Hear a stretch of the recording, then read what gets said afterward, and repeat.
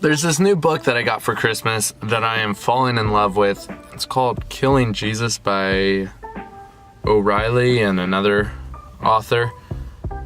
Absolutely fantastic. The way they describe, they kind of go at it at a secular view, and so it's pure history. It's not based on religion.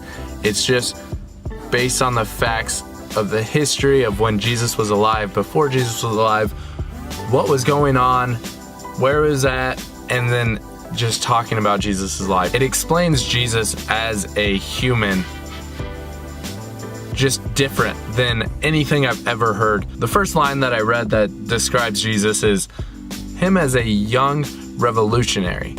And it's like, I've just never heard Jesus and revolutionary in the same sentence. Like, such an amazing way to just take a different look at Jesus' life, and it has really become real for me. I didn't even realize that prior to this book, that I've really struggled with picturing Jesus as a human on earth. It's just like hard to picture.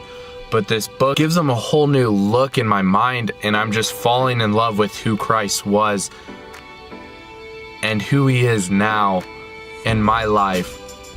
And this book is just fantastic. Little backstory on my life. I have hated reading for a majority of my life. Those AR points, oh my gosh. Ugh. But now I'm like, it's weird. I'm like maturing and learning that reading is good for me. I just showed up St. Francis. I'm gonna try this again later.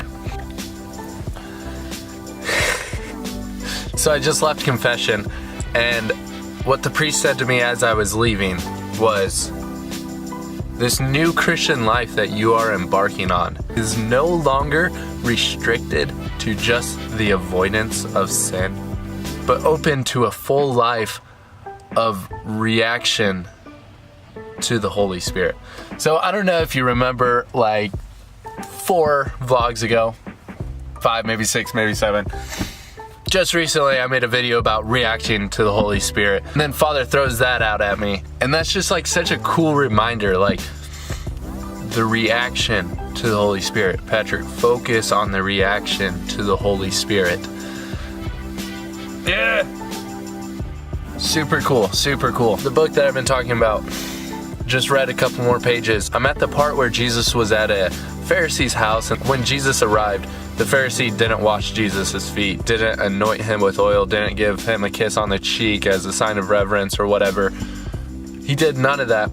But when Mary Magdalene walked into the room, a sinner, she was like crying and washed Jesus' feet with her tears and her oil. Again, that story explained in a whole different way than I've ever read or I've ever heard, which is super cool. But one thing Jesus said in regards to Mary Magdalene was, he who has been forgiven little loves little. So I've been struggling with my sins, and it's really like, today was just kind of a tough day of like, oh my gosh, why am I such an idiot? Pretty much that was most of my day. So I needed to read that. He who has been forgiven little loves little. And that's just like a message of hope that I need.